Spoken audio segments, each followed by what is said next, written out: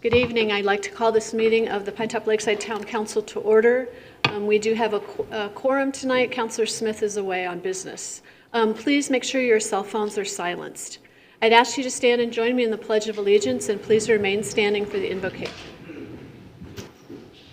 I pledge allegiance to the flag of the United States of America and to the republic for which it stands, one nation, under God, indivisible, with liberty and justice for all. Our Heavenly Father, we humbly come before Thee this night to thank Thee for the opportunities that we have to live in this free country and the liberties and freedoms that we enjoy. As we have celebrated the birth of this nation this month, may our hearts always be turned to those patriots who defended and helped to create this nation. We're thankful, Heavenly Father, for the opportunity to meet as a town council tonight and discuss and determine items that are of importance to our community. Will Thy Spirit be with and bless us in these decisions. We're thankful for those that have put their names forward with a desire to serve on the Planning and Zoning Commission. We're grateful for all the interest that these citizens have in serving our town and our community. We pray for a special blessing upon our emergency responders, and pray for Thy blessings of protection and peace to be upon them and upon their families. Please bless them in all that they do. And we're grateful for the sacrifices that they make for us. We pray for our military across the world that are serving to defend freedom and the principles that we hold so dear. We pray that Thou keep them safe and bless them in all that they do. We're thankful for the moisture that we have received, and pray that within Thy due time frames that we may receive the appropriate amounts as needed to sustain our forests and our lives here in this beautiful area. We are so blessed to live in this part of Arizona, and we thank Thee for these things. We say this in the name of Jesus Christ. Amen.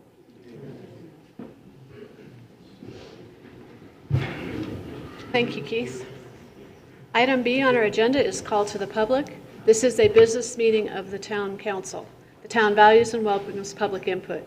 Please address the council as a whole and not individual council members.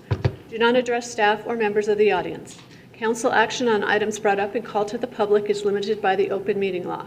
Council may direct staff to study the matter for further consideration at a later date. Items on the agenda are not heard during call to the public, and individuals are limited to 3 minutes. We have 3 individuals that would like to address us tonight. We'll start with Mike Moffenbauer. Good evening, Madam Mayor, Vice Mayor, and members of the council. My name is Mike Moffenbauer, and I'm the interim president of the Chamber of Commerce for Pinetop-Lakeside. And I just wanted to come tonight and give you guys a quick update on what we've been working on. First thing I wanted to share with you is we've got 145 members currently. So thanks to all the businesses that have come to support the chamber, help get us launched and off the ground. We've done 4 ribbon cuttings since I was in front of you last time. The first was at Star Hydration. We did a ribbon cutting at Mountain Med Spa right across from the post office, the Irish Colleen, and a company called Hook Hub, an internet company. Over the 4th of July weekend, we were a co-sponsor of the Army National Band, who conducted 4 appearances in the area. We also hosted an event at Summit Healthcare for Arizona Town Hall on the topic of voting and elections in Arizona. Really, really solid meeting. We've been running successful monthly meetings. We're going into our 5th month as a chamber now with guest speakers. Most recently, we had Chief Morgan of the Pinetop-Lakeside Fire Department. He was outstanding. Matter of fact, yesterday, in yesterday's newspaper, there was about a page article on his talk to the chamber. Coming up on August 6th, we're doing a mixer open to all businesses, whether they're members or not, at the Gathering Place on Buck Springs Road. Chris Bennett, the comedian, will be there for our entertainment, along with David Ross, who will be playing music. Food is being provided by Karen Rubin State Farm, and the event will begin at 5 p.m. and open to all businesses in our effort to promote the chamber in the town. I just want to take a second to thank you guys all for your support. You guys have all been great to the chamber, to me personally, and thank you so much. Thank you, Mike. We appreciate all the work you're doing as well. Thank you. Joshua Smith.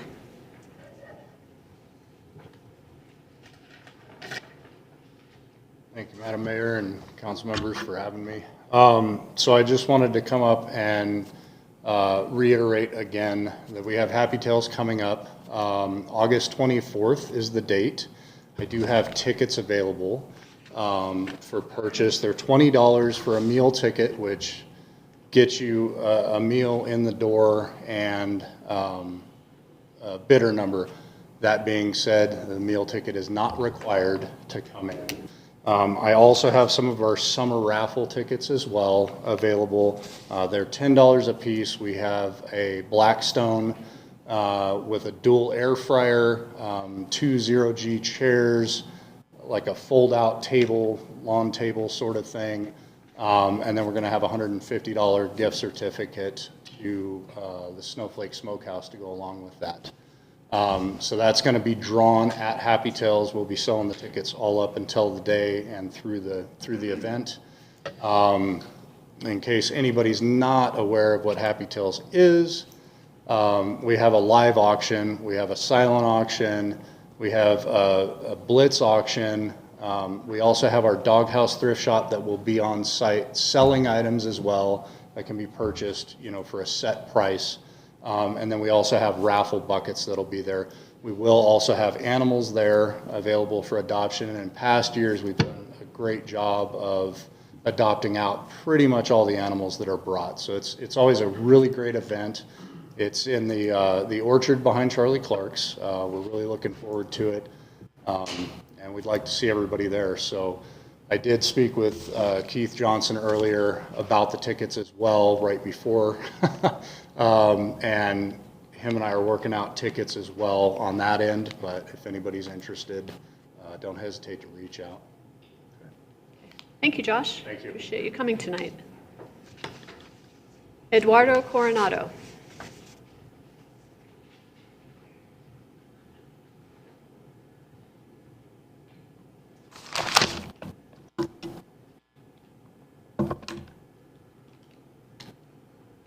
Good evening, Madam Mayor and council members. Today I'd like to address the meeting at Planning and Zoning on July 11th, 2024, specifically the approval of items D2 and D3. And I'd like to request that the council send it back for further consideration by Planning and Zoning, because I believe that Planning and Zoning did not adequately consider several factors that will, I believe, negatively impact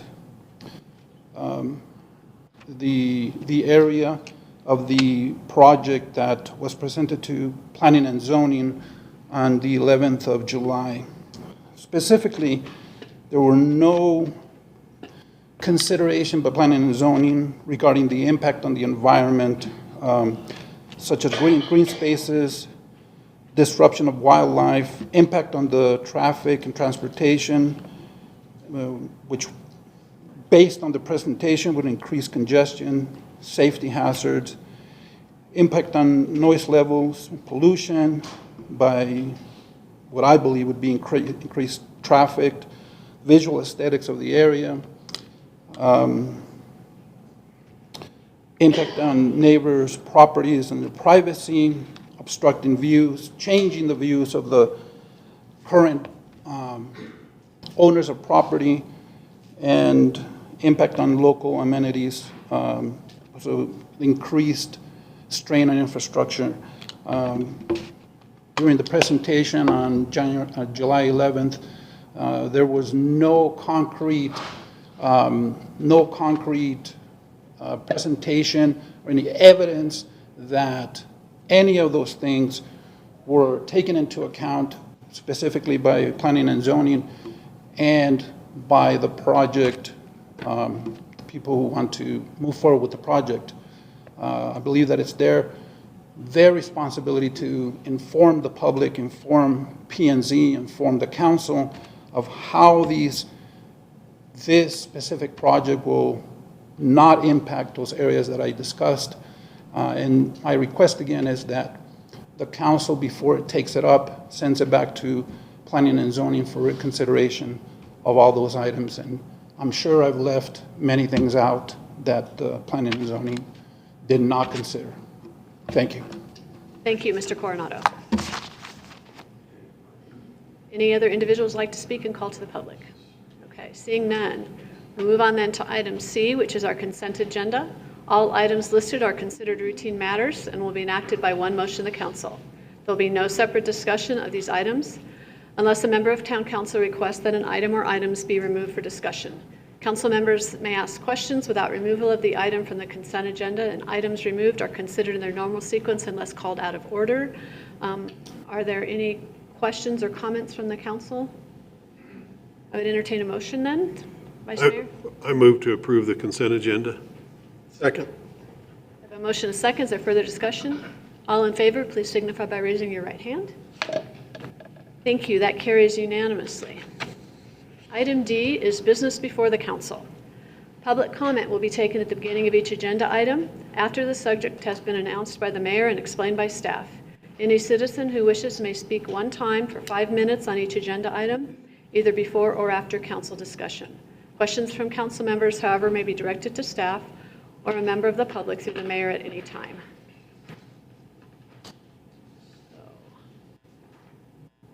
Item D1 is the proclamation of our 40th anniversary.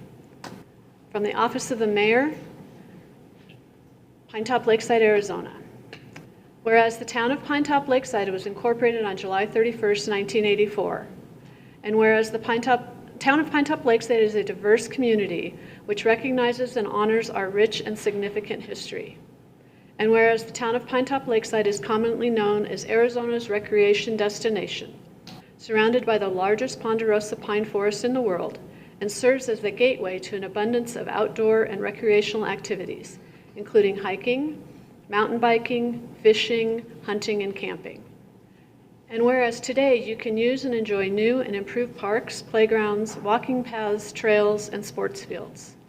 And whereas the town has invested in family-oriented special events for our citizens of all ages to enjoy, including the highly attended White Mountains Hot Air Balloon Festival, a Fall Festival Parade, an Easter Party, the Tillman Honor Run, and a Color Fun Run, just to name a few. And whereas our current vision is to be a thriving town, possessing the core values of family, education, and economic prosperity, while embracing our diversity and keeping the unity of community, marches the vision and goals set 40 years ago. And whereas the town of Pinetop-Lakeside marks its 40th anniversary by celebrating all citizens, volunteers, businesses, community organizations, dedicated staff, and council members, past and present, who work so hard to continue to enhance and exemplify the community of Pinetop-Lakeside. And whereas the town of Pinetop-Lakeside will celebrate its 40th anniversary of incorporation throughout the summer and fall of 2024. And now, therefore, I, Stephanie Irwin, Mayor of the town of Pinetop-Lakeside, Arizona, do hereby proclaim the year 2024 as the year of the town of Pinetop-Lakeside's 40th anniversary, and urge all residents of our community to join in the celebration to commemorate our great community's history. In witness whereof, I appear and do set my hand and cause to be affixed the seal of the town of Pinetop-Lakeside, done at Town Hall this 18th day of July 2024. It's hard to believe it's been 20 years. Hard to believe. 40 years, thank you. That was a quick 40 years. Item D2 is a public hearing. Discussion and consideration of ordinance number 24-472, adopting an additional chapter to Title 12, Streets, Sidewalks, and Public Places, by adding Chapter 12.25, the Abandonment of Public Easements and/or Public Rights-of-Way. Matt. Good evening, Mayor and Council. I bring this one for you tonight because we have 2 or 3 of these a year, and me and Catherine intend to do all the work. And it's pretty significant when you start to think about trying to chase down the right-of-ways and all the utilities and everything that goes along that's inside of a right-of-way. And when somebody wants to abandon a section of right-of-way, we have to check all those boxes. And over the years, we've looked at this process, and we realized that, as looking at other towns, that we're doing their work for them. So we decided to go ahead and put this together so that the public would actually have to do a majority of this work. For example, they would have to do their legal descriptions. They'd have to do the title reports. They have to go out and find the utility companies and make sure that the utility companies aren't an issue. And that's how most towns and cities are doing it. I just didn't know that that's how they were doing it. So me and Catherine were doing the lion's share of that work, hunting down all that information.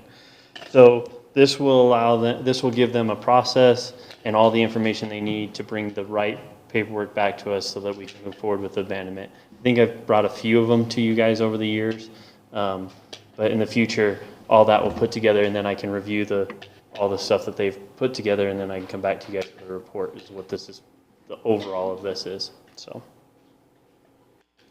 Any questions for Matt? Councilor Krigbaum. This is not really about what you're doing here, which I really approve of, and I think you're being very smart about it.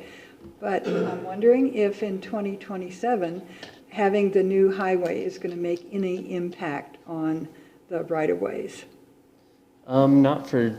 Everything is going to stay the same as it is now. Yeah, there will be some TCEs that'll be done, but that's temporary construction easements, and that'll be all that will be done out there. Specifically with the owners that are really close to the curb. Instead of buying back that right of way or going after it, we'll do a TCE and then pave onto their property or make the corrections onto their property. And then once the corrections are done, it'll be theirs to maintain. So, Same as it is now. yeah, that's because we've abandoned a lot of those sections of right of way where we wouldn't have had to do that had we didn't abandon it. Thank you. It's a good question. It kind of ties Vice in. Mayor? Matt, on the non-refundable $500 fee to cover administrative, legal, and engineering costs, what does that? So typically once me and Catherine go through and hunt all the information down, then we send it off to an engineer to look over and make sure that everything's good. Also, Bill has to look at these. So we spend a significant amount of time on these trying to get them all right, because once we abandon it, there's no going back. So everything, all the boxes have to be checked. And that's really what it comes down to. It's just a significant amount of money that it costs you guys to do these, and actually it's only in benefit of the person getting the right of way back. Now, that can be changed if it's something we're doing. We don't have to deal with those fees, or if it's something that we need to do because it makes sense to move a road and so we're abandoning from one side and gaining from the other side from the same owner, then we would waive that fee in that situation, if that makes sense. So a citizen basically comes to you with all that information. This fee is to cover our administrative costs to send it to Exactly, and that administrative fee won't start until 2025, until the fee schedule comes around. So, but we figured we'd go ahead and get it done so that the paperwork was there, so that we could have them go ahead and fill out the application and all that. Okay. Over the years, when we've abandoned these in the past, with the stipulation the landscaping be maintained, are we doing a little bit better at keeping a database of those so we can make sure that that's happening? I hate to say no, we haven't really done anything with the ones that have not been following the. That's something that we can look into and start working on. But you're absolutely right. There's quite a few of the abandonments that we've done that they were supposed to do the landscaping and then they never followed up or never finished or never took care of it. And we probably need to go back and take those abandonments back. And we can do that at any time. But yeah, it's something I probably need to get around to doing. Your spare time. Yeah. Okay. Councilor Heiser? What is the metric for, like, I guess what I'm worried about is what is the future impacts of continuing to give away the town's right-of-way? Does that impact our ability to build roads and sidewalks in the future? How does that work? And what's the metric for deciding what we're giving away and what we're not? Yeah, you're exactly right. And that's what we've done to ourselves over the years. There's been things that we've given away that we probably shouldn't have given away. However, the town was in a different position at that time, right? Didn't have the money to do anything or make anything better. So at this point, we aren't giving anything away that is going to be something we're going to use down the road. It usually comes around, I think you guys have heard me say that the right-of-ways in town look like Legos. You know, you go down a road and you're trying to figure out what the right-of-ways are. One person gave 50 feet, the next person gave 25, and there's not a whole lot I can do with some of those situations, which means that in those areas, that would be a good example of, okay, everybody down this street is 30 and one of them's 55. That might be a good example of a right-of-way abandonment that we would accept. Now, remember, I'm going to come to you, and most of these are probably going to be, no, we're not going to do this. That's going to be my opinion or my judgment call. Then you guys have to make that final decision. I don't ever abandon right-of-ways. You guys are the actual ones that will actually do the abandonment of it. So, Thank you. Councilor Craigbaum? Along the same lines, there are a couple of alleys that I have always wondered whether they belong to the town and you have to take care of them, or especially between, when I go into a Quality Motel, the one motel, and then I go down the alley that's behind to get to Best Western, and that has significant potholes. Do we have to take care of that? And I mean, I think there are a couple other places too that are, there's water drainage that, especially when the auto store went in and there was a question about the drainage that was going to go down that alley. So I think it's a public easement, and I don't know that we have actual maintenance on, I think it's East Way is what you're talking about, and West yes, Way. it's not the West Way, it's the East Way. I think that's a courtesy maintenance only, because we did not do repairs behind the post office. Right. Post office had to do the repairs in that area. So I'm assuming that it has to be, but I can get back to you on that and let you know for sure. But I'm almost positive it's courtesy maintenance only, which means we really don't do anything with it. And that'll But be we coming back to you here shortly. But we still own that, I mean, it's Just- our, This is where it starts to get complicated. Just because it's a public road or public easement doesn't mean that we necessarily do the maintenance on it. There's a lot of times that a private road can be created. A rim road's a good example of that. We've currently had a lot of issues up on top, right where the pavement ends. The town has no maintenance from the top of the pavement right, it's down terrible, to because top it's of so the steep. top of the woods. Yeah, it was never accepted into the town maintenance, and you can see that when you drive through it. There's no drainage, the road hasn't been built, but that's a good example of it's a public easement and it's not a town maintained road, and that happens quite often. And so there was, back in the day, there was this thing that they did courtesy maintenance. We've gone away from doing any courtesy maintenance because we can hardly keep up with what we have, Right. let alone try to. Take care. And the problem is once you start down that path, you create unrealistic expectations of when we're going to be there and how we're going to do it, because then they expect a full-blown maintenance system, and we don't have that to provide. Thank you. Any other questions from council? Thank you. You're welcome. No, this is a public hearing. Did you have something else to add, Matt? I'm sorry. No. This is a public hearing, so if there's any member of the public that would like to address this issue, now is the time. Okay, seeing none, we'll go ahead and close the public hearing. Councilor Heisler? I move to adopt ordinance number 24472, adding Town Code Chapter 12.25 to the abandonment of public easements and/or public right-of-way to Town Code Title 12. I'll second that. Thank you. We have a motion and a second. Further discussion? All in favor, please signify by raising your right hand. Thank you. That carries unanimously. Thank you, Item- Mayor and Council. Thank you, Matt. Item D3 is consider resolution number 24-1714, approving the purchase of a new Weiler P385C Commercial Paver. Daniel, thanks for Good evening, Madam Mayor, Vice Mayor, and Council. I'm here to present the new paver that we are looking at purchasing, the Weiler P385C. The reason for this purchase that we have is there is a lot of roads throughout town that need paved. In the past, we have done one of two things. We've either put it out for bid and received numbers that we are unable to afford. We can do one or two roads maybe with the bids that come in, or if we choose to pave them ourselves, we can do upwards of 5 or 6 roads per year, depending on the length of the road. Last year, we were able to pave 5 roads throughout town. We did not use the paver that the town currently owns. It is too small and too old to produce a mat that's going to be accepted by me or the general public. And we were able to, luckily, find somebody in the state of Arizona who rents pavers.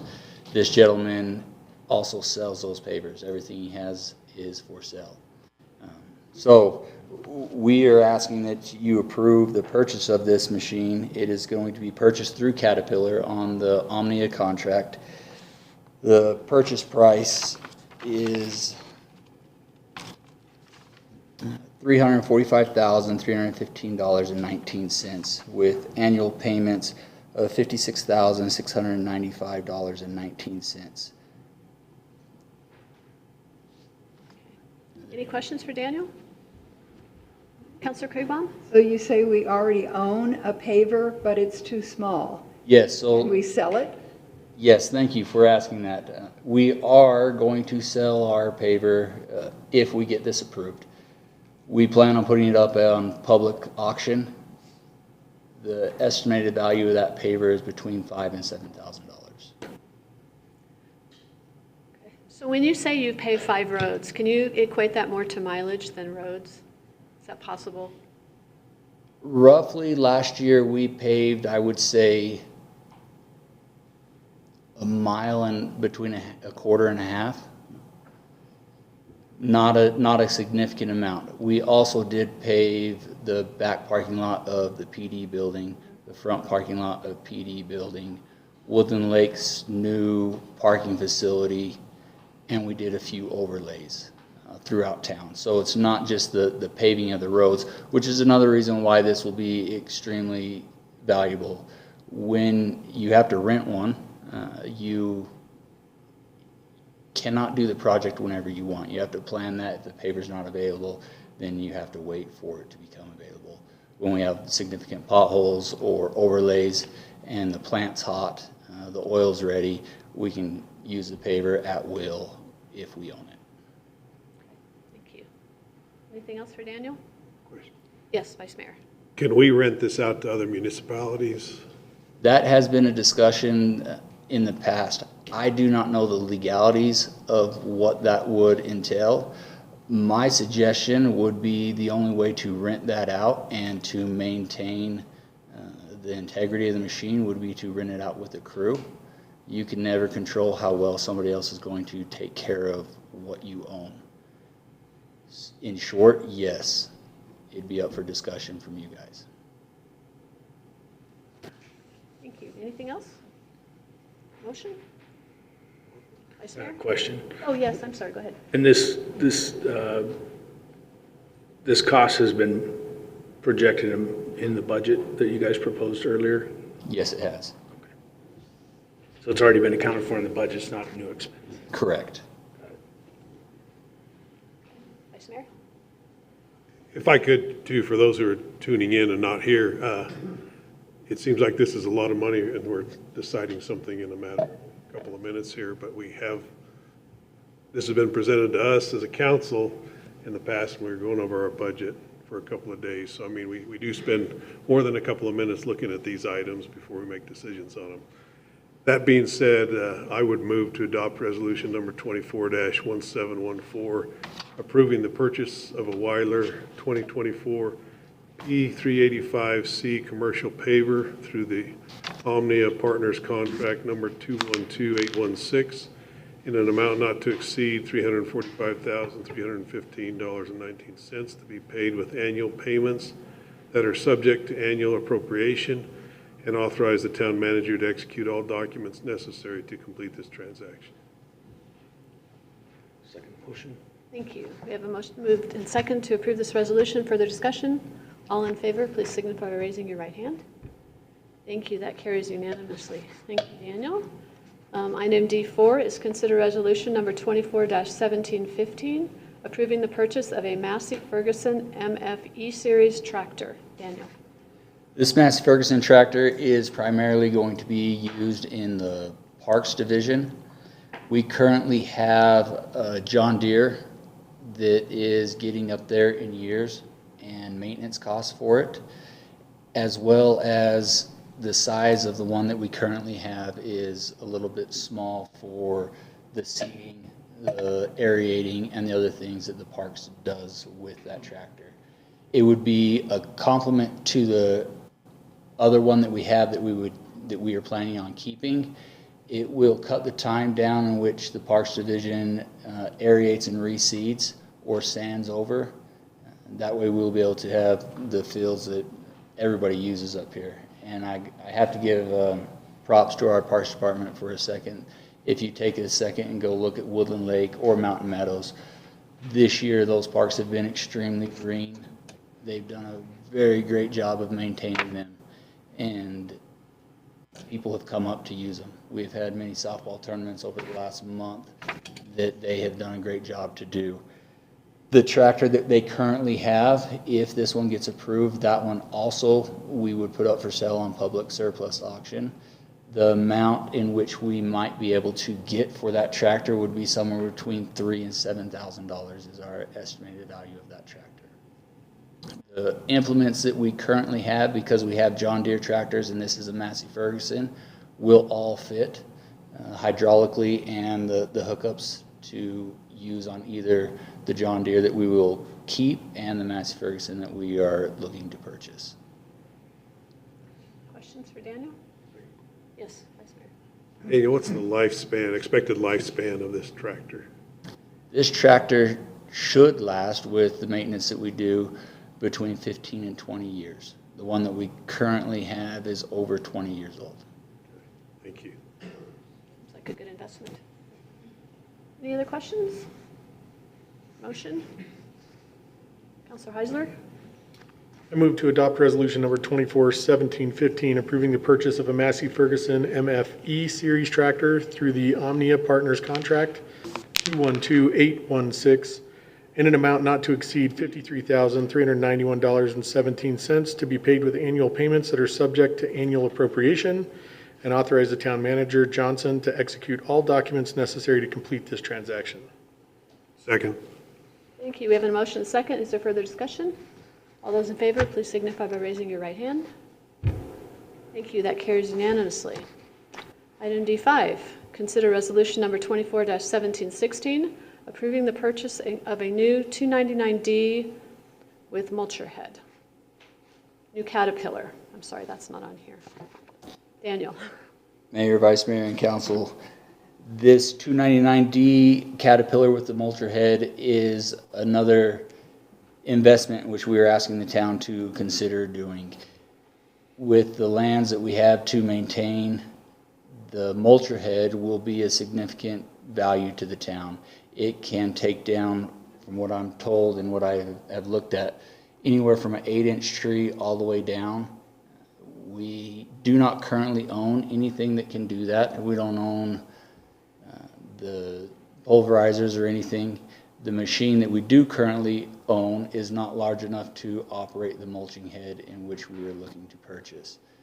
We do also currently have 2 skid steers. One of them is a Caterpillar. It's a 279. The other one is a Bobcat. And forgive me, I don't know the size number on that. It is getting older, the Bobcat is. If we do approve this, we're looking at selling that Bobcat again on public surplus. The estimated value of that, skid steers range quite a bit. It could bring anywhere from $5,000 to $15,000 depending on the buyer and probably the time of the year in which we choose to sell it. So other things in which this machine can do, because it's not just a mulcher head, we do currently have other implements that it would be able to run. The grade box, which runs the 3D GPS blade on the front of that, it could run that. There are many uses for this machine. One big thing that we use the skid steers for every year is the snowplow operations. It will be an enclosed cab machine. That way the operators will be able to have less fatigue and be able to maintain the places which they need to, which are the skid steers do the parking lots and all the trails around town. Surprisingly to me, since I've been snow plowing, the trails get used all year round. You can go to Woodland Lake in the middle of a snowstorm and somebody is walking, which is great. That's what the mountain is all about. This machine would be a great asset to the town, and we ask that you take consideration to purchase that. So, and if I remember correctly, during our budget presentation, this was the mulcher head and the apparatus that basically puts out a fire on itself if there is something sparks in it. Is that the way I understand the presentation? So the fire suppression unit will not suppress a wildland fire. It'll suppress a fire within the unit. Right. So either the mulcher head or the machine itself. It'll self-contain and suppress that fire. Okay, and I know there was a lot of research that went into this so that we can maintain all the lands that we currently own and hopefully will own. Yes. So, okay, thank you. Are there any other questions for Daniel on this one? Councilor Heisler. I just wanted to, I'll preface with, I met with Matt and Keith and a couple other folks, not you specifically, but this was one of the suggestions that I had as part of our maybe future maintenance plan for Woodland Lake Park. I think that the purchase of this machine is paramount, but as a question for you to answer, and sorry for putting you on the spot, but we know potentially how much work this machine can do. How many employees does this prevent us from having to maybe hire seasonally to do the same amount of work? We can put one employee in this machine and give them, let's say we give them a month and say clear 5 acres of land. If we were to hire that out, that would bring in, I would say, anywhere between 5 to 7 other employees or contractors to do the same amount of work. They would do it in less time, but the amount that they would charge would be significantly more. Thank you. Great question. Thank you, Tabor. Anything else? Motion? Councilor Heisler? I move to adopt resolution number 241716, approving the purchase of a Caterpillar 299D with mulcher head through the Omnia Partners contract 212816 in an amount not to exceed $259,558.63 to be paid with annual payments that are subject to annual appropriation, and authorize the town manager to execute all documents necessary to complete this transaction. Second. Thank you. We have a motion and a second. Is there further discussion? All those in favor, please signify by raising your right hand. Thank you. That carries unanimously. Thank you, Daniel. We appreciate your presentation tonight. All of them. Item D6, interviews and consideration of resolutions number 24-1717, 24-1718, 24-1719, and 24-1720 for the purpose of appointing up to 4 candidates to fill vacant seats for the Pinetop-Lakeside Planning and Zoning Commission with terms ending July 22nd of 2027. Jeremiah. Good evening, Mayor Irwin, Vice Mayor Buse, members of the council. We do have actually 4 commissioners terming, as mentioned, and those 4 commissioners are Todd Furneaux, Tim Kenslick, Tim Williams, and Jack Pence.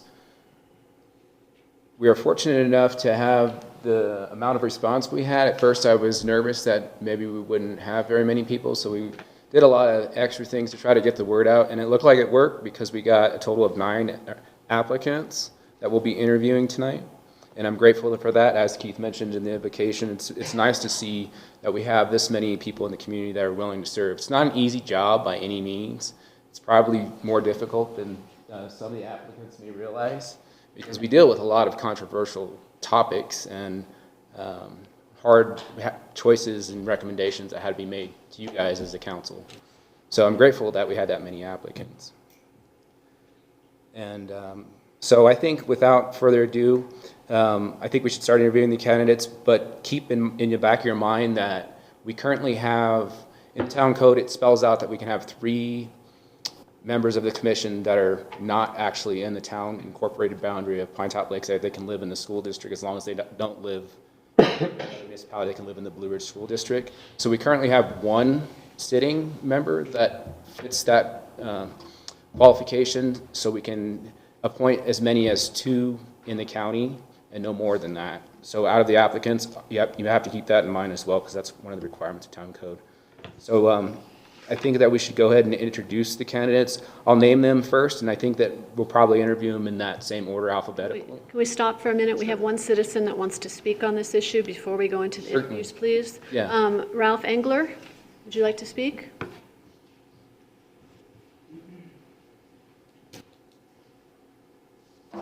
Thank you, Mayor Irwin and Council. for giving me a couple minutes. So I formed my comments up in two sections. One is positives, and the other one is results and decision concerns. So in the positive, I think the process of forming candidates and approving them for planning and zoning, if I understand it right in town, this is something new. We're actually doing it in public rather than doing it in private. And so I think that's an absolute path forward. Hopefully with the public input, you will make your decisions. And the second positive that I see is probably after the July 30th election, there will be no realtors on the Planning and Zoning Commission. I find that having realtors on that stands counter to my principles. Now, with regard to results and decisions, specifically, I came tonight because of Lake Point.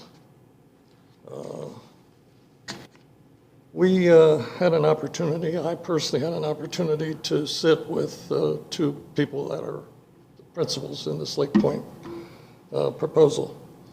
And I find the Lake Point decision by Planning and Zoning to rezone from R1 to be somewhat premature, my personal opinion.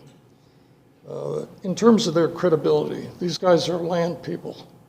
They make it very clear that's their business. They've been a land people for many, many years. They have no commercial development experience, and yet, when you look at the orange parts of this map. Mr. Engler, we're talking about the applicants for planning and zoning, not a particular Yeah, I'm getting project. to that point, Mayor, if I may. I have 5 minutes, right? Yes. Yes. So another part of their proposal is the ADOT light, which I think is a dream. Mayor Irwin? They're talking about hotel. I find that very doubtful. Can you speak up a little bit, please? Yeah, I was wondering, I was having trouble hearing back there. Do we have better audio in this room than this? So my point with regard to the choices that the council makes tonight is that I think the citizens of the community look at this as something that the choices that you make tonight will determine the degree of support or the degree of opposition to expect from the citizens on this proposal for the Lake Point development. Thank you. Thank you, Mr. Engler. I would just like to point out that all decisions the town council makes are made in public. We don't ever decide anything behind closed doors. So every decision, every vote is in public. Yes, I've been here before. Okay. Thank you for your comments. Jeremiah, you want to come back up? So as I stated, we have 9 candidates for interviews tonight. Ken Kale, Todd Furneaux, Carolyn Jacobs, Tim Kenslick, Jack Pence, Stephen Schutte, David Wesley, Ryan Whitney, and Tim Williams.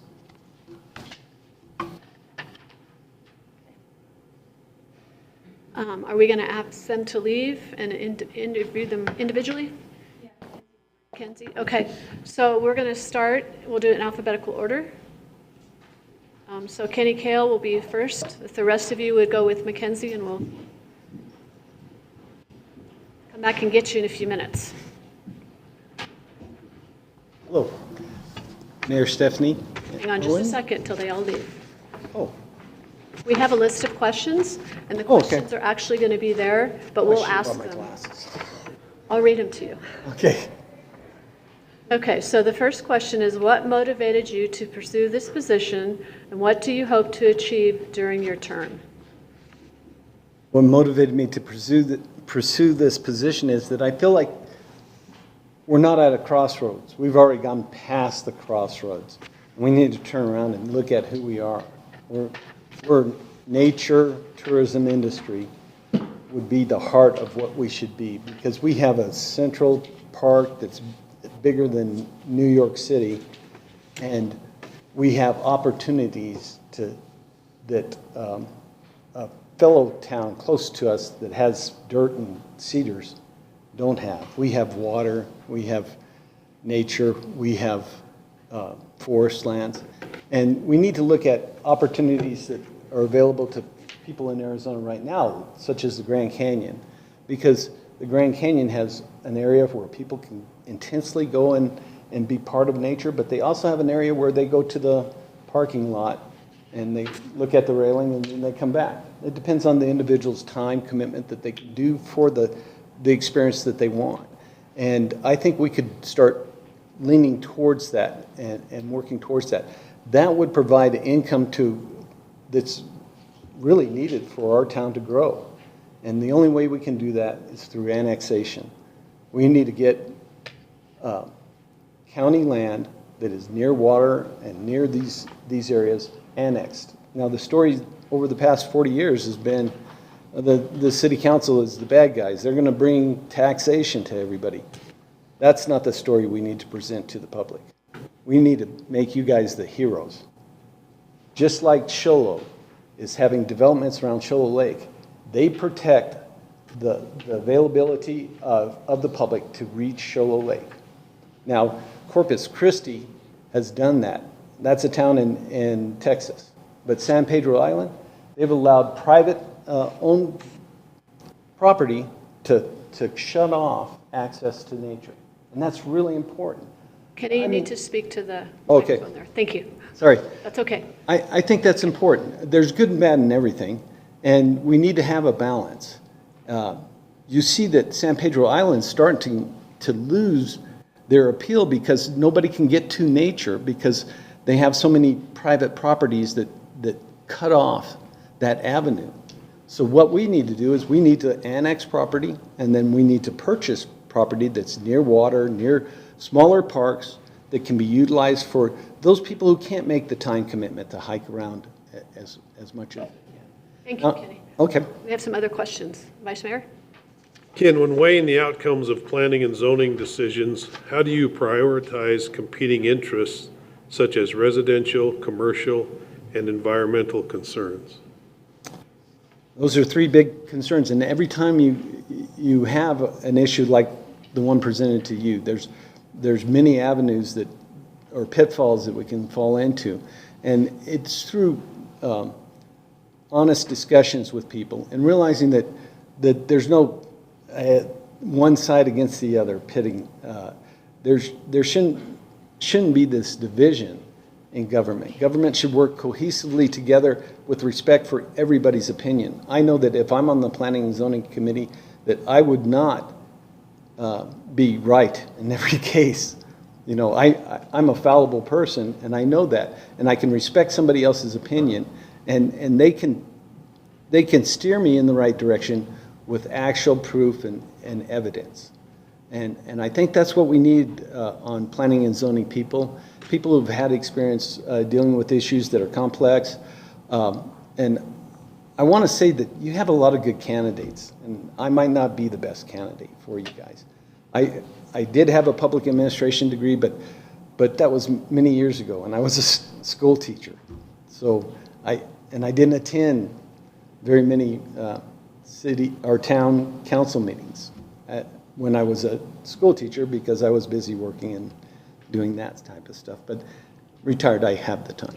Councilor Snitzer? What are the most pressing zoning issues facing our community, and how would you address them? As far as zoning, I think it's having housing that's affordable for people in this area. We don't want to become a Taos or one of the ski areas, Aspen, because you don't have available housing for people that need that. I've heard that people that were hired at the hospital couldn't afford to live in this area, and they ended up moving on, and we lose valuable people, and these people we need in our jobs if we don't have the housing available. But we do have land, and I think that if we move away from the centers of nature and more towards, like going down Porter Mountain Road, you'll have more areas where you have more affordable housing, or going down Penrod, and that type of situation would be better than trying to put affordable housing right in the center of Lakeside, proper right now. or not, actually, it's not Lakeside proper, it's still the county. Councilor Craigbaum? Thank you. Hello. How would you balance the need for development with the need to preserve green spaces and historical landmarks? Well, I think I've addressed it partially, and I think it's our intention. We have a commercial district, and that's nice, but we're not a commercial industrial town. We're not a steel mill town. And we can build revenue, just like Sedona and the Grand Canyon, as I pointed out earlier, and Flagstaff. We can build revenue for us as long as we're able to annex. So we've got to change that story. You guys are the heroes. You're going to provide quality development that provides access for people who come up here who want to enjoy nature. Thank you. How would you ensure transparency and fairness in your decision-making process regarding planning and zoning? Well, I've always been a major supporter of open meeting laws, and listening is really the key.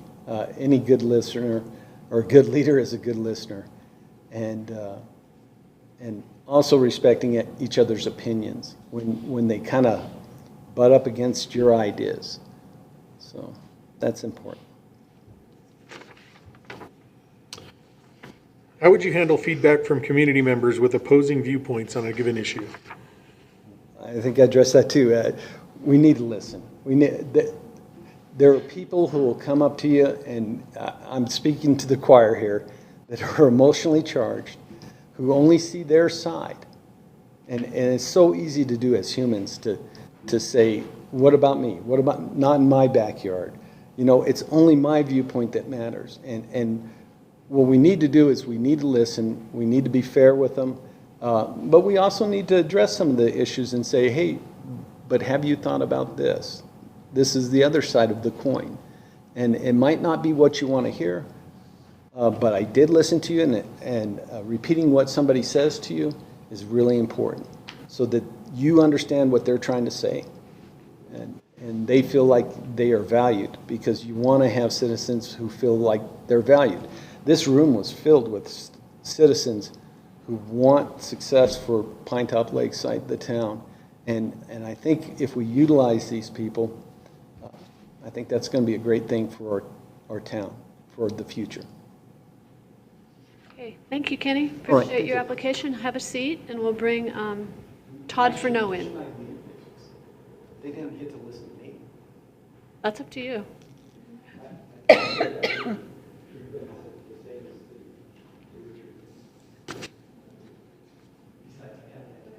Okay, thank you, Kenny. Okay, come on up, Todd. So just so you know, the list of questions we're going to be asking is on the podium there. I didn't bring my glasses. We'll read them to you. I might need them.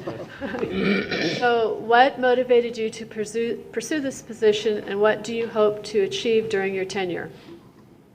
So first off, Mayor, Vice Mayor, Council, thank you guys for, I know now that I've had a seat there, it's not as glamorous as, I didn't think it was glamorous, but but it's not glamorous. It's really as simple as, this is my community. I love my community. I want it to be great. I think it is great, and I want to help maintain its greatness. Along with that, there's always tough decisions, and we can always get better. Every one of us, staff, council, planning and zoning. It was really kind of an eye-opener going out and getting my petitions for my ballot spot as a council. But I did find that there's a big distrust with the community and our government, our town government, or our town staff. And I don't have an immediate solution for that, but I do believe that would be something, if I had a goal, that would be a goal that I would like to help to correct. I have some ideas on it, but I do not have anything I'd want to present right now. So, Todd, when weighing the outcomes of planning and zoning decisions, how do you prioritize competing interests such as residential, commercial, and environmental concerns? residential, commercial, and environmental.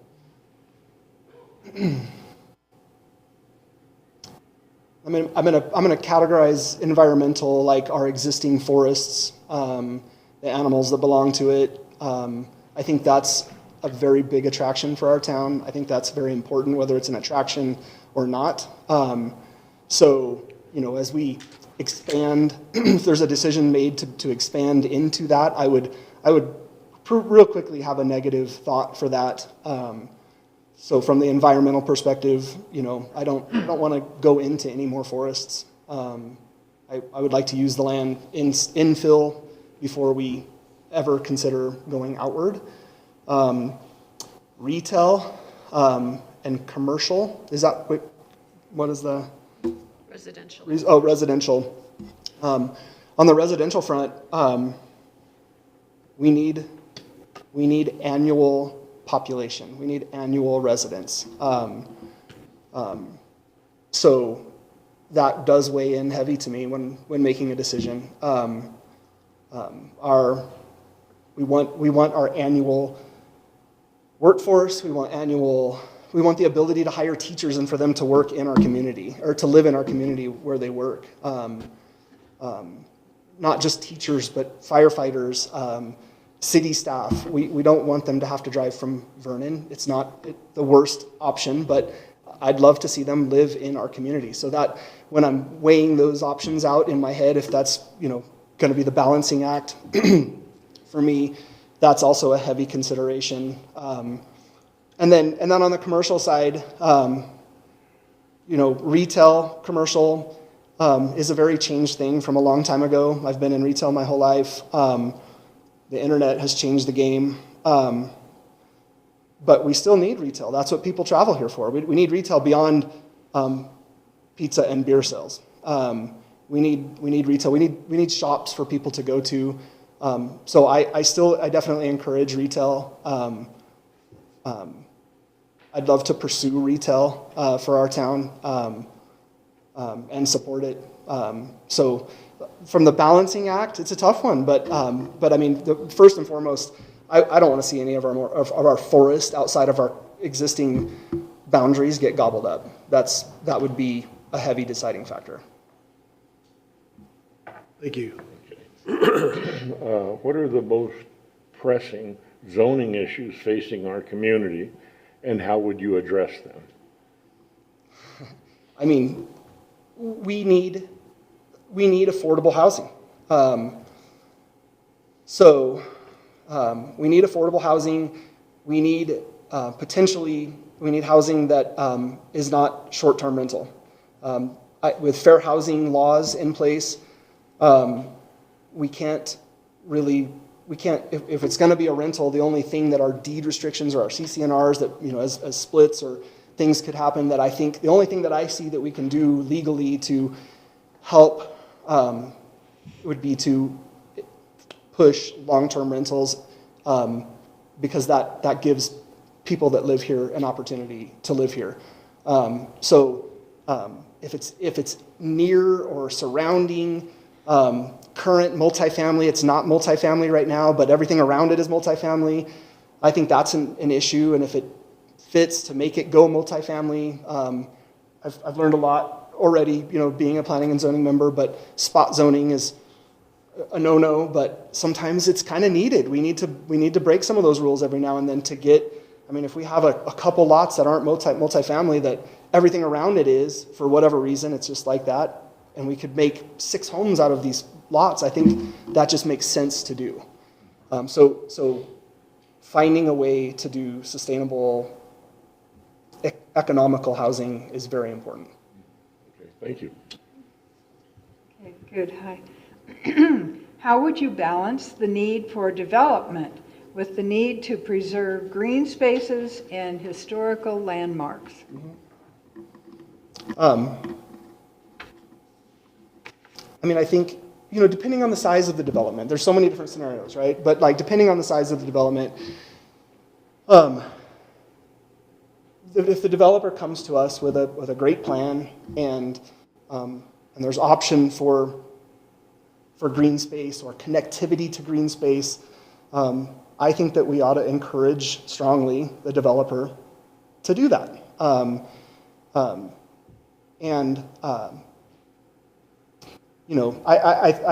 Yeah. Can you ask the question one more time so I can stay on track with that, though?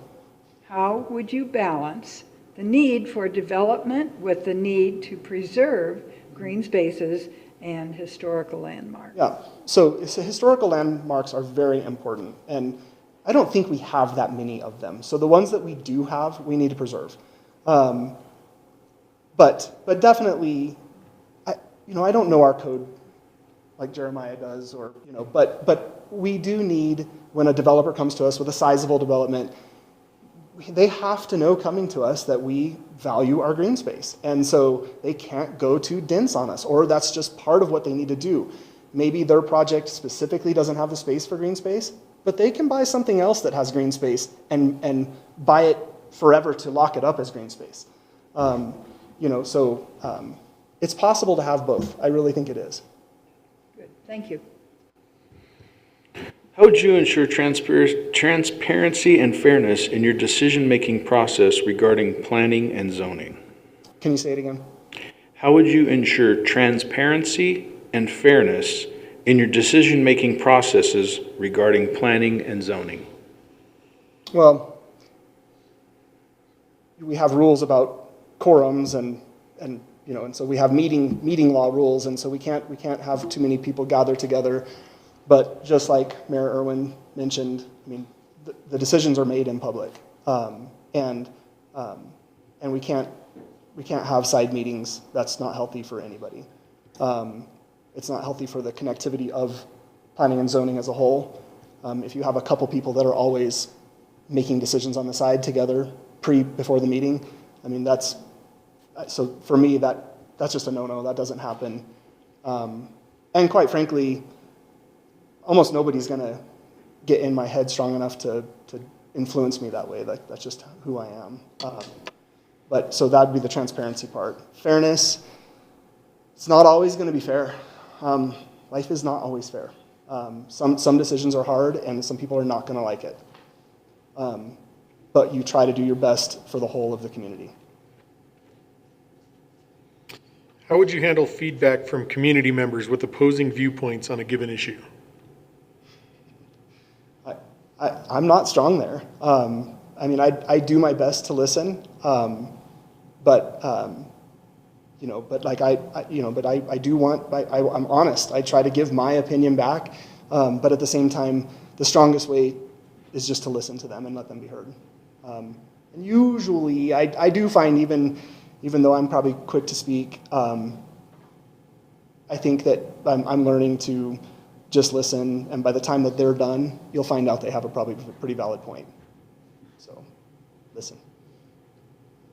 Okay, thanks, Todd. You can have a seat, and we'll bring in Carolyn Jacobs.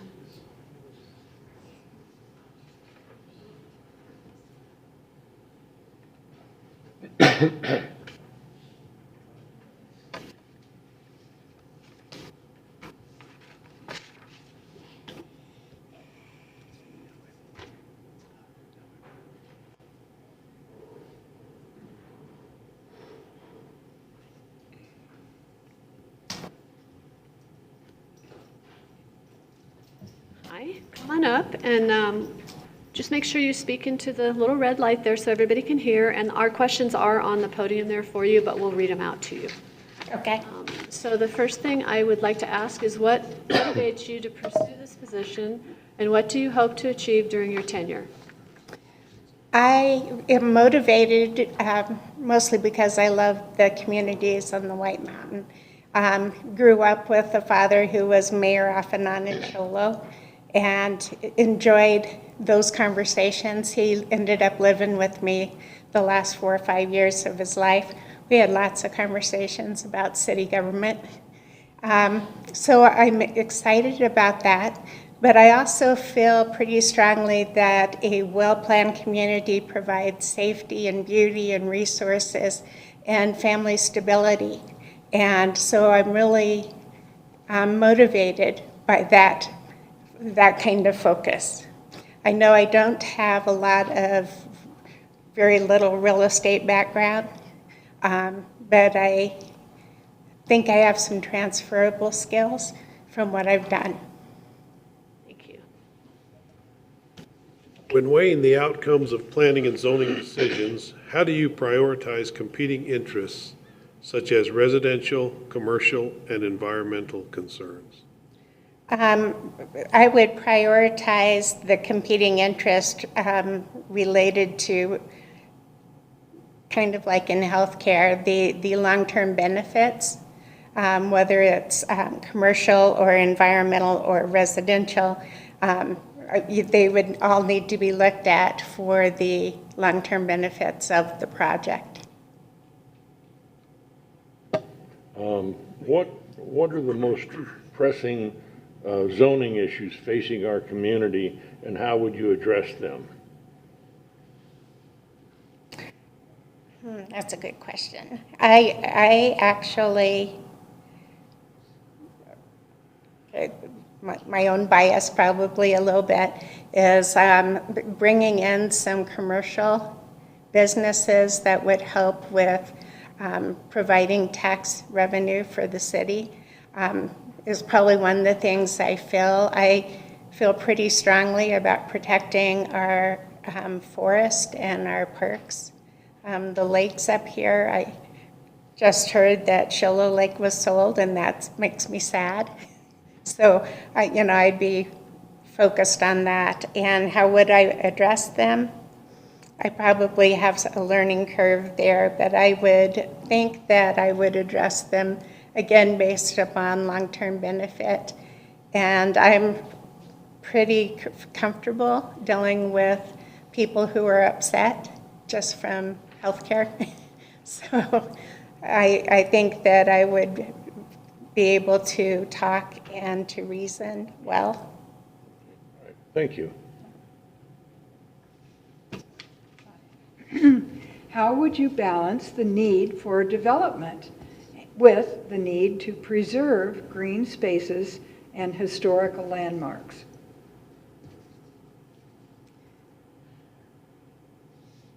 I believe that I would, I feel pretty passionate about the preserving the green spaces and the historical landmarks, but I feel also probably almost equally as strong that we would be able to do development in our community. And I think I would probably really be focused on the impact of the two together and how it was going to be resolved. And I know that's not a good answer, Mrs. Krug. I think I have a lot of learning to do on that. Thank you. How would you ensure transparency and fairness in your decision-making processes regarding planning and zoning? I believe you mentioned it earlier, the open meeting law, and having that, not being, having those conversations ahead of time, but having them in open meeting forums would provide a lot of transparency as well as a lot of security that we listen to people. How would you handle feedback from a community member or members with opposing viewpoints on a given issue?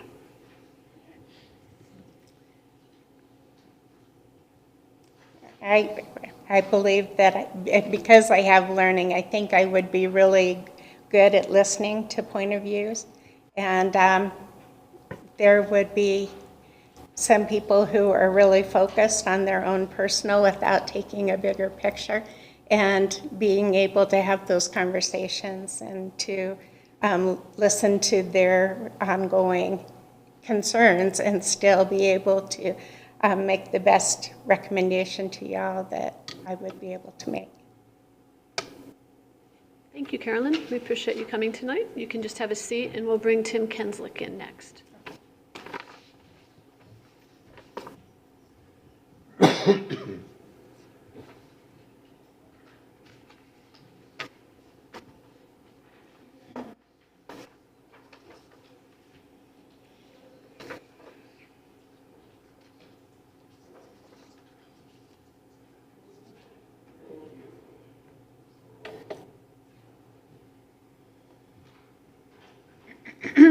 up, Tim. The questions we're going to be asking you are on the podium, but we're going to read them out to you. Don't worry about your glasses. Okay, We'll read go ahead. to you. Go ahead. What motivated you to pursue this position, and what do you hope to achieve during your tenure? What the motivation was is to see the growth in the town and see if we could get more growth in the town. And what I hope to achieve is more growth in the town. And working with Jeremiah on the different codes and zonings and things like that. Tim, when weighing the outcomes of planning and zoning decisions, how do you prioritize competing interests such as residential, commercial, and environmental concerns? Well, I have to listen to all sides before you make a decision. And once you listen to everyone's sides on everything, then you can go ahead and make your decision. I'm not doing it as favoritism or anything like that. Okay, what are the most pressing zoning issues facing our community, and how would you address them? The zoning would be a good example for the new development that we just had at the last meeting. Trying to separate the zoning for commercial, residential, and not everybody being happy with them. It's 7 of us that's voting on it, so I'm only one voice. So I'm going to say what I would like to see, but it's not only my vote, it's everyone else's. How would you balance the need for development with the need to preserve green spaces and historical landmarks? Well, I'd like to preserve the green spaces in the historical landmarks, but how our town survives is on development with sales tax. And I think a lot of people that come up here don't realize that that is how our town survives. And, you know, all I ever hear is we want more trails. You know, someone was complaining about the development last Thursday, you know, how many trees are going to be cut down. We don't like cutting trees down either, but when you build houses, you have to cut trees down. So now you have to make everything fire-wise. So you want to fire-wise, do you want to cut the trees down or not cut the trees down? So we go minimal, what we do.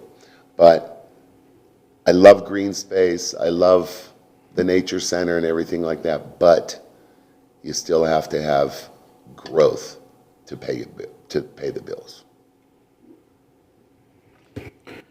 How would you ensure transparency and fairness in your decision-making processes regarding planning and zoning?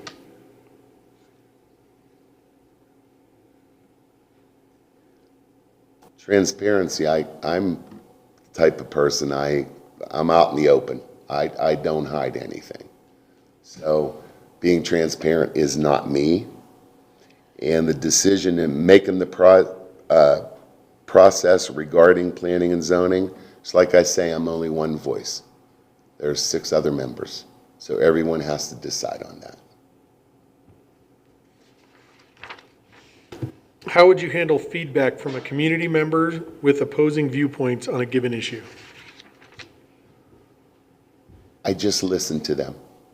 I take their points of view and I take the other points of view. I try not to say too much on that end because I don't want to be stuck in the middle, favoritism with anybody. I think we're done then. Thank you, Tim. Have a seat. We'll ask Mr. Pence to come in.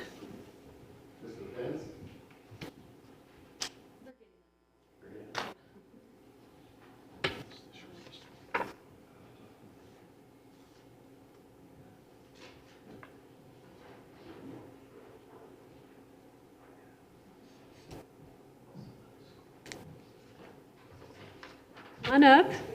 We have the questions that are taped to the podium for you, but we will be asking them to you. Okay. Okay? You have a little talk first, or you just want us to go into the I think question? we'll just go into the questions because we do have your letter of interest and your background there already. Okay. So what motivated you to pursue this position, and what do you hope to achieve during your tenure? To be involved in the town and hopefully use my experience with rezonings, major plan amendments, whatever comes up before the commission. Got quite a bit of experience in that area, and I think I can be a benefit to the commission and the town. Thank you. Let me go to question 2. Yep. So when weighing the outcomes of planning and zoning decisions, how do you prioritize competing interests such as residential, commercial, and environmental concerns? First of all, I look at improving the community itself first. Every project needs to be of benefit. That's the way I look at every project I'm involved in, as to how can I benefit that project. Residents, whether it's a commercial retail development,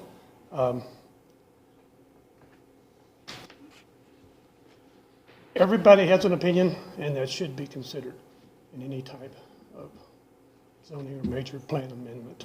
As far as environmental concerns, we definitely have to weigh that as we get into the nuts and bolts, get into the construction documents on a project and evaluate any adverse effects for environmental. What are the most pressing zoning issues facing our community, and how would you address them?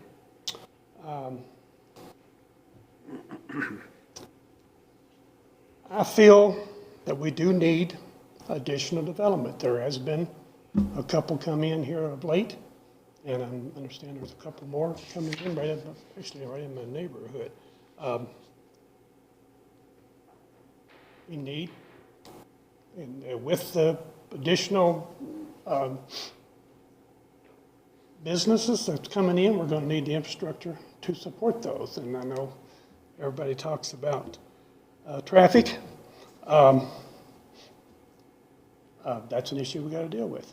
I know there's a plan. We're going to have to work with ADOT on that. I do have quite a bit of experience working with ADOT, mostly the Flagstaff offices. But the way the town is laid out, just one big road in and one big road out, and the retail and commercial zoning along the 260 I think is working out well. And as we move back, like the project we have now that's controversial, we have to look at it from a zoning aspect, also benefit to the town. Thank you. How would you balance the need for development with the need to preserve green spaces and historical landmarks? Okay, I deal with green space every day in AOS. I think that we do have in our code a certain percentage, different classifications of zoning, whether it's C1 or residential for large projects, based on a percentage of the acreage. And I think we need to adhere to that. We definitely preserve open space, parks, trails, that type. Thank you. How would you ensure transparency and fairness in your decision-making processes regarding planning and zoning? Well, I think that word transparency has really come to light here in the last few years, both from small towns to bigger political issues. You got to tell it like it is. That's the way I look at it. Used to work on a crew. Foreman, I'd always say, I don't have any lies to tell about it. And that's the way I look at all of these projects. You got to be up front. You got to look at all the facts and make a decision based on those. From an engineering standpoint, better, as we said, conserving the environment, and the needs of the people. Thank you. How would you handle feedback from community members with opposing viewpoints on a given issue? That's a good question. Deal with it every day. Again, I'm the type of person that respects everyone's opinion. I don't hold myself higher or any type of high esteem for myself versus anyone else. I like to treat everybody fairly and honestly. That's what I tell my daughter every day. She's an elected official. You got to be fair all the time. I talk to them, give them my views, try to get them all the facts on a project, large or small, and do everything within my power to convince them that it is, best for the community and the town. Thank you. Appreciate it. Have a seat, and we'll bring Stephen Schutte in, please.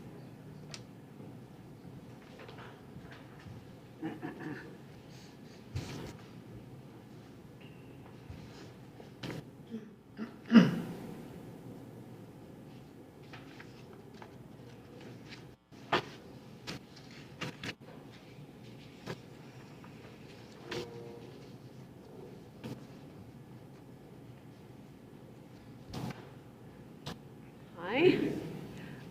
We've got a series of questions on the podium that we're going to actually ask you. So just make sure you speak clearly into the red light there so everybody can hear. So the first question is, what motivated you to apply for this position, and what do you hope to accomplish during your tenure? Living here in the White Mountains, and I'm sure that you all are aware that I am actually in the county, but I consider myself living in the town of Pinetop-Lakeside. Been here for 20 years. I've seen a lot of changes. I wanted to become a part of, to be able to help the town to develop new resources, to try to work with people that are coming in, to help them to become a part of the town, to help the town to grow, to be, carefully, just to help the town to bring in businesses and people to make the town grow.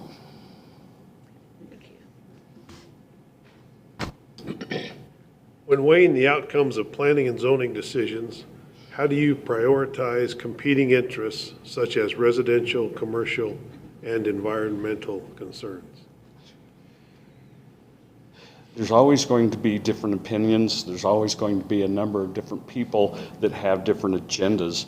The residentials might not want the commercial it might not want the residential. You have to work with the people that are coming in that are applying for a variation or zoning to try to get them to possibly change their plans or to give and take a little bit to make it more palatable to all of the people that are around them. You're always going to have somebody that's going to be hurt. What are the most pressing zoning issues facing our community, and how would you address them?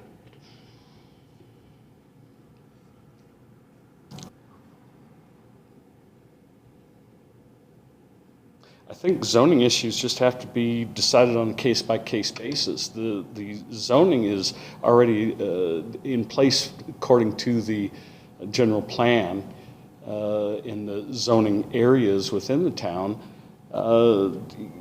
When people come in looking for a variance, then each development or each item needs to be looked at case-by-case basis, and if it makes sense to change the zoning or if it's necessary, then to go ahead with it. Thank you. How would you balance the need for development with the need to preserve green spaces and historical landmarks? You all aren't asking easy questions.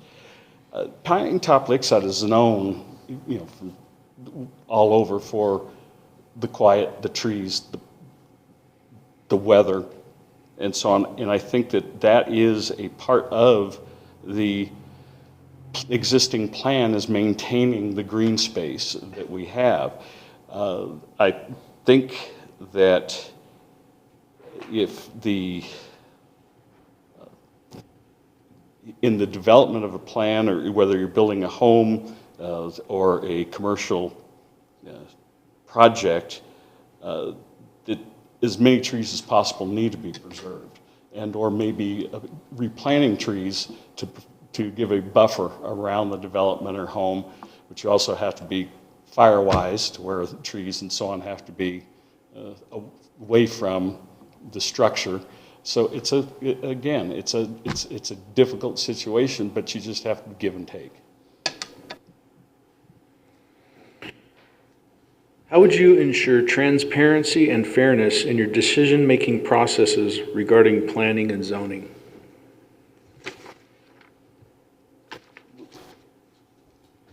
Most all meetings are open to the public, and the public are invited to attend. And unfortunately, you only get a few faces that come to the meetings. And so it's try to make people more aware, to get out the word that there are meetings. It's important to attend, to put your input in for the council to make the decisions that would be forthcoming.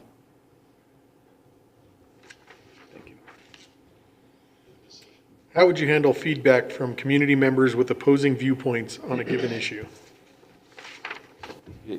Said before, everyone has an opinion, and we all have to work together. Our opinions may differ from each other, but need to listen to their viewpoints, try to get across your viewpoints, and come to a meeting of the minds as best as possible. And at times you're not going to have a meeting of the minds. You still will have to go forward with what you think is best for the community. Thank you. We appreciate it. You can have a seat, and we'll bring David Wesley in. Thank you. Thank you.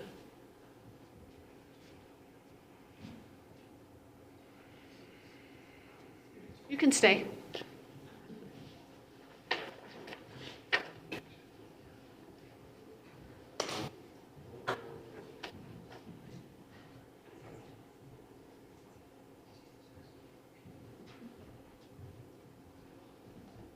Madam Mayor, members of the council. We've got the list of questions on the podium there for you if you need, but we are going to read them to you. Okay, so the first question is, what motivated you to pursue this position, and what would you hope to achieve? What would you hope to achieve during your tenure? So what motivated me really is, I think I have a pretty broad skill set and a different perspective. And what I hope to achieve is really to plug in, try to understand what the needs of the town is, and as it relates to the issues that come to the P&Z. And of course, balance that up against the town plan and learn the code and that sort of thing.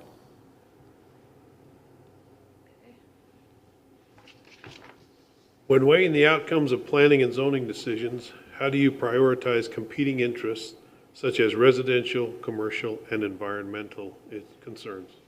Overall, that's going to have to be a case-by-case basis, but I think we're ultimately going to be using the town plan and really kind of the flavor of the town. It is a mountain town.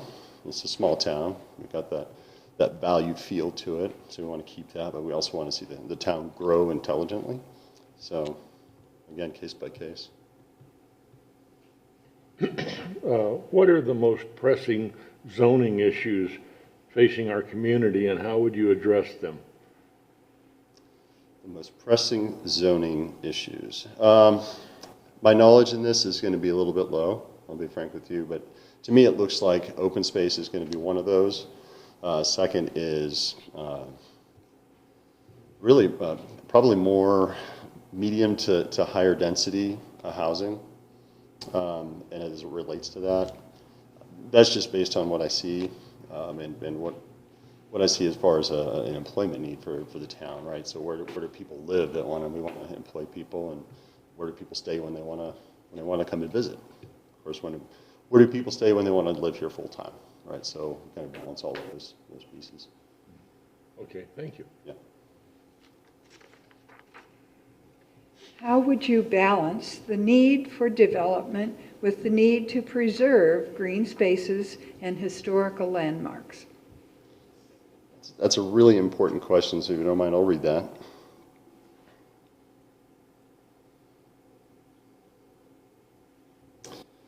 How would I balance the need for development with the need to preserve green places? I mean, I think that the town plan has a pretty good notion of that already as it relates to open spaces and the need for that. I'm here because I love the mountains, I always have. I grew up in Tucson, not necessarily in the mountains, but I played in the Catalina Mountains, and so I really have a deep appreciation for the mountains and open spaces and the health aspects of the town and the people in it and that sort of thing. So at the same time, the town needs to grow. We need revenues. So the how I balance that, I don't know how to answer that question. I know it'll be on my mind. Thank you. How would you ensure transparency and fairness in your decision-making processes regarding planning and zoning?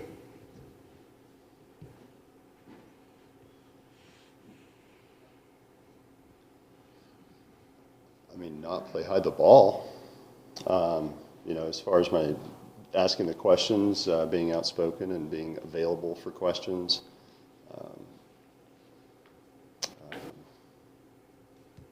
That's about all I can say to that. It's just not, you know, again, not playing hide the ball. Thank you. How would you handle feedback from community members with opposing viewpoints on a given issue?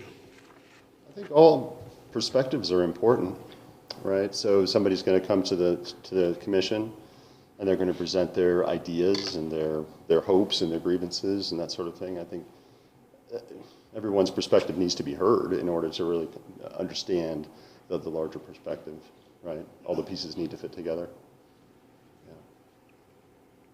Okay. Thank you. You can go ahead and have a seat. Appreciate it. And we'll have Ryan come in.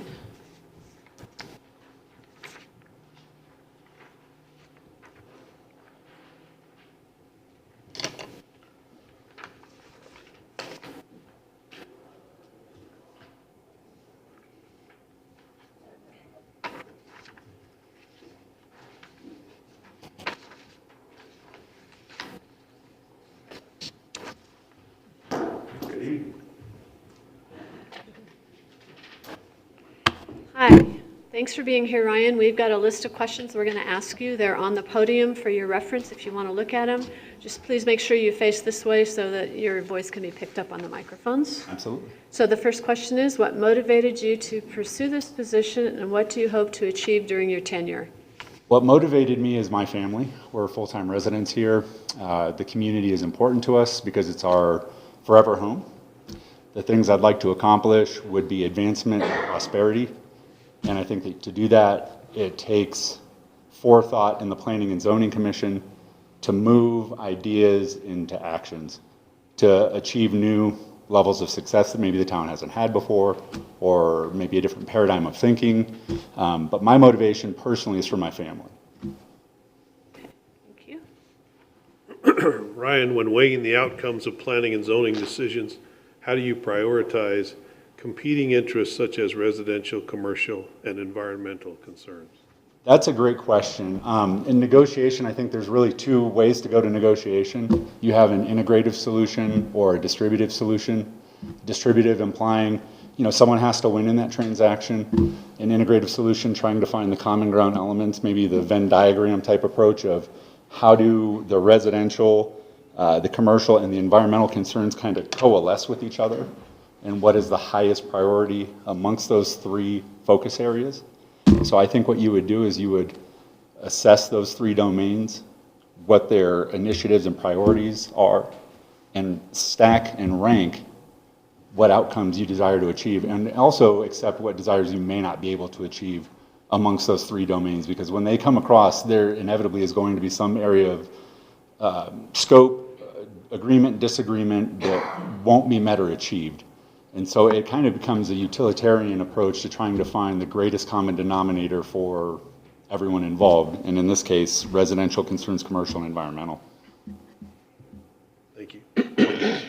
What are the most pressing zoning issues facing our community, and how would you address them?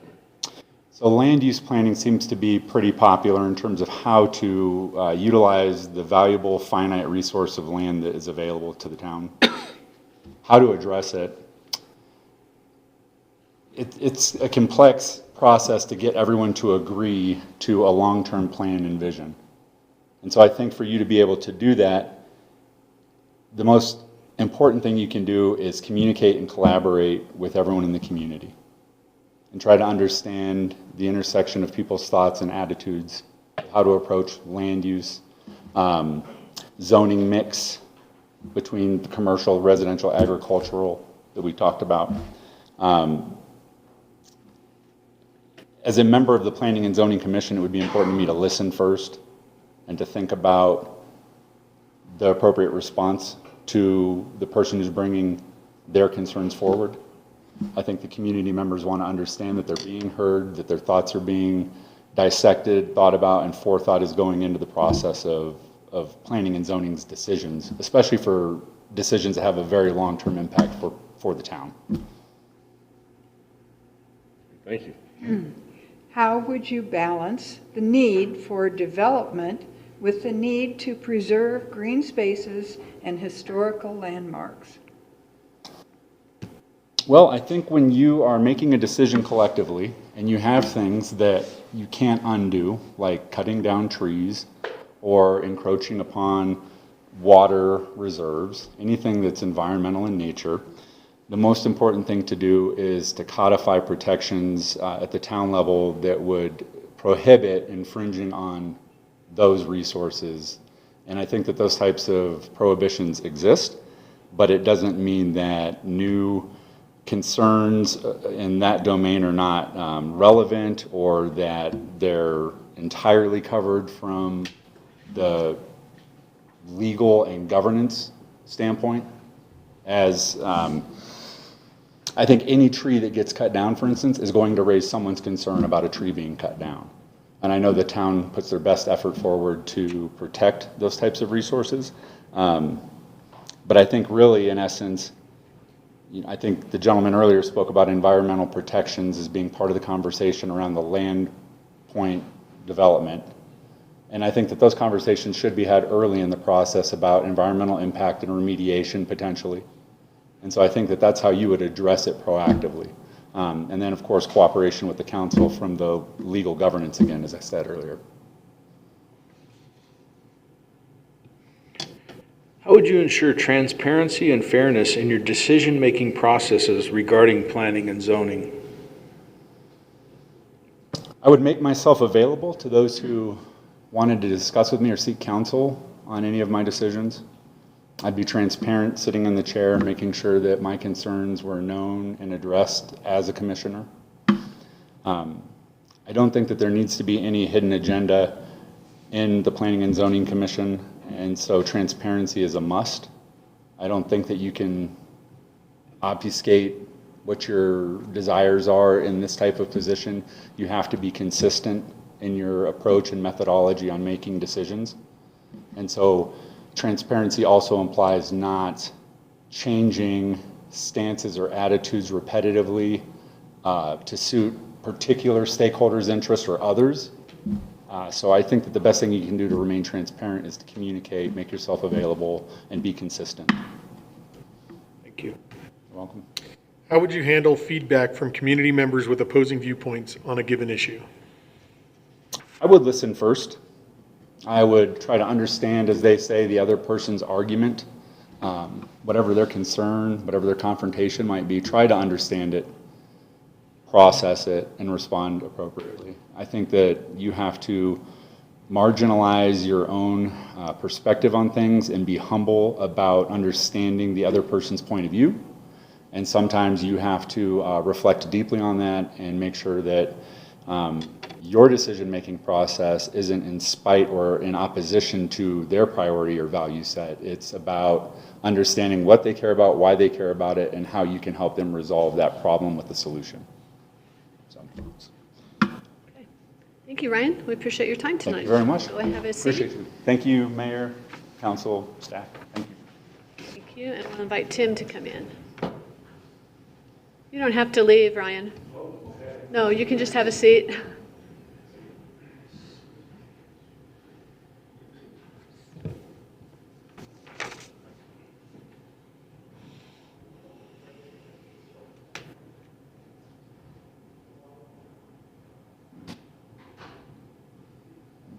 Come on up, Tim.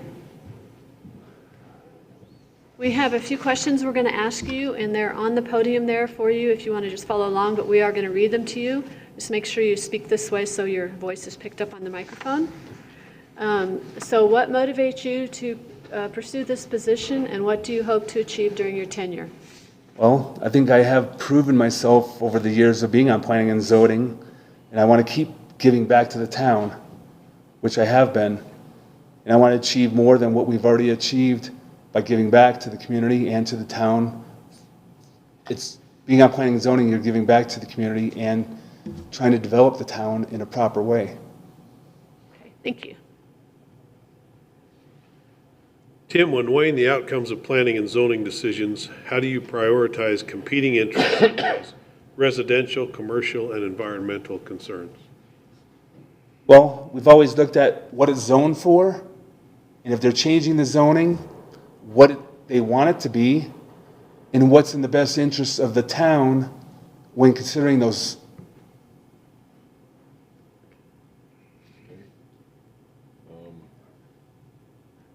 What are the most pressing zoning issues facing our community, and how would you address them? The most pressing zoning, there's still some general plans that we've changed. And back at Safeway, we got that changed. It was for the zoning from, what was it? I think light commercial. We changed a few of the things because it was open space or Arlo or something. I can't remember what it was. We changed a bunch of those over the years to make it flow through the town with the zoning instead of being a hodgepodge of different zonings. We try to make it so it blends in with zoning next to it with one another.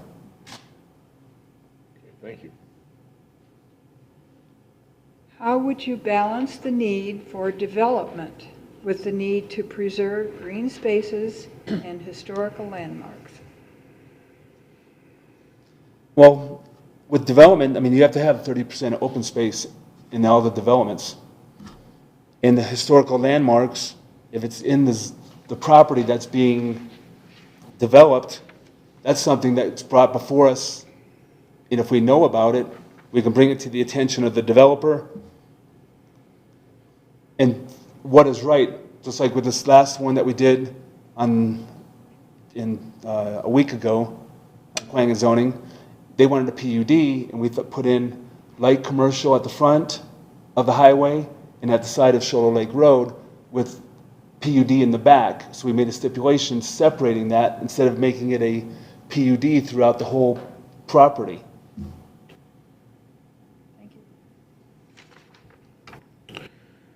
How would you ensure transparency and fairness in your decision-making processes regarding planning and zoning?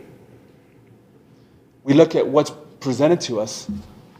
I'll bring up an example. There's years ago, someone came before us for a business, and one was for a nature project. A few of us voted both to allow them both to do this project on that property, but a few council or commissioners voted yes for the nature part, but no for the business. And I didn't think that was fair. I mean, they should have either made it both yes for both of them or no for both of them, but not split one because one's for nature and one was a business. It wasn't fair to the business owner. It wound up passing for both of them. And the one for the nature was only 50 feet away from the creek, and they were worried about, with the business, having things spill into the creek, and he was 400 feet away. So it didn't make sense. So we have to look at what's brought before us and analyze it, and then do what's best for our town.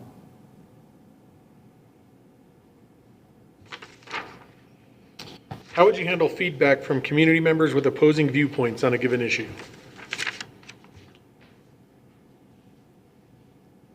Well, I think over the years of being on planning and zoning, I think we've handled that quite well.